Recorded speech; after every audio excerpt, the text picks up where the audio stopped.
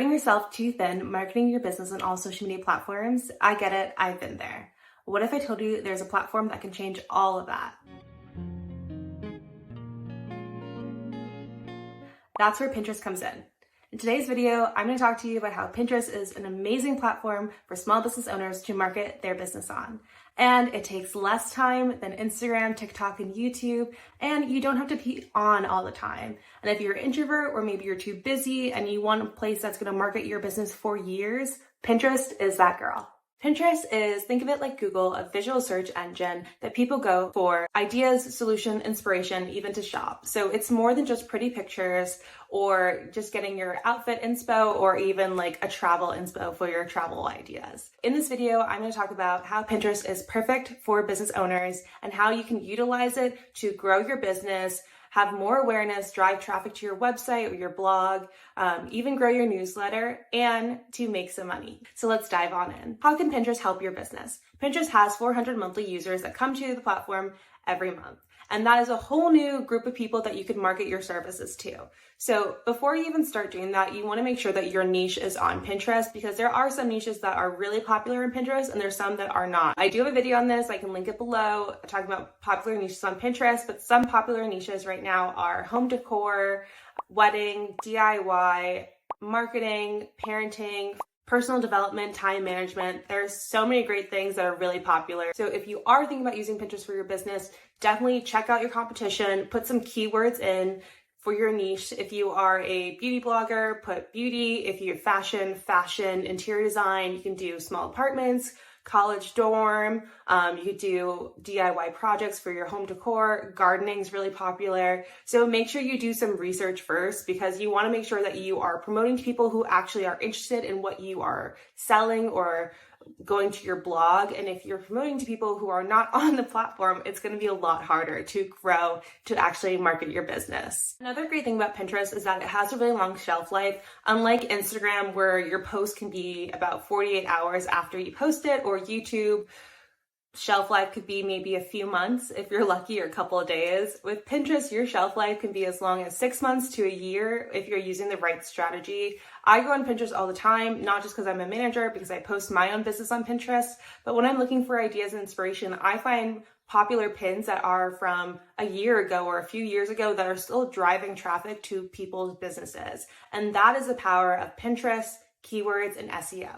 So what are people searching for? So when you're on Pinterest and you're thinking about using it for your business, think about your target audience. What are they searching for? What are they looking for? What is currently trending during this time, or trending 3 months ahead? Because you also want to think about the future when you're thinking about Pinterest as well. With Pinterest, one thing I love it is that it's actually doing the work for me. I don't have to be on stories all the time. I don't have to show my face all the time. You can if you want to.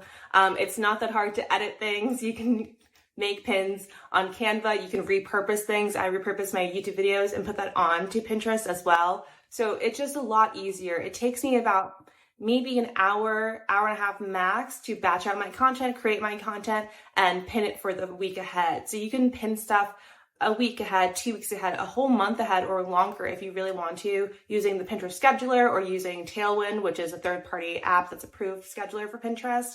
And that just takes so much time off your hands. It gives you that freedom and time. And maybe if you don't have that time to promote your pins on Pinterest, but you want to, I'm a Pinterest manager and I have availability. The link will be below as well. But once you got that down pat, it's really just being consistent. That's really all Pinterest really cares about. How often should you be pinning? So this is a question I get a lot, and it really depends. I think in the beginning, like, just do what you can. If that's only 1 pin a day, 2 pins a day, or even if that's 10, 15, go for it. You don't need to be pinning 20 pins a day as you used to. It's really quality over quantity. As long as you're pinning things that are interesting, that are going to catch your target audience eyes, and that will make them want to go to your links, to your website, to your blog, to your podcast, YouTube, newsletter, freebie, whatever that is, that's all that matters. So do what you can be consistent with. And when you have more content, then do more. And if you don't have time, outsource it.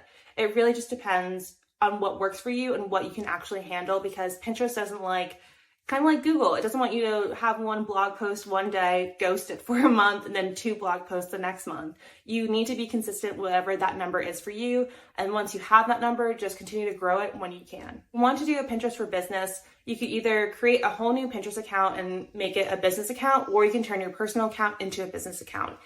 When you want to promote your business on Pinterest, you need a business account because it's going to show you analytics to show you impressions, saves, outbound clicks, pin clicks. And the most important stuff on Pinterest, you don't even need a lot of followers. You just really need the saves and the outbound clicks. Because the more saves you get, the more Pinterest will push out your content because it's resonating with your audience. And clearly the outbound clicks are so important because it's clicking to the link you're sending your pin to. So your website, a blog post, a YouTube, your podcast, your newsletter, a freebie. And that's the funnel. Pinterest is the first part. You're bringing your audience to something else, and then hopefully they have a CTA at the end, like download this funnel, it'll go into your newsletter, or if they have like click this link, affiliate link, or if it's just read a blog post and then go to more blog posts so they're staying on your website for longer. That's like Pinterest is just driving the front face to where you want your audience to end up. Wherever you're sending your audience to, that's also like SEO optimized keywords and is aesthetically pleasing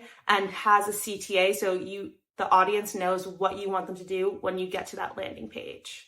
Let me know if that makes sense. Let me know if you have any questions, and I'm happy to answer that if that was confusing. I have a video all about how to start your Pinterest.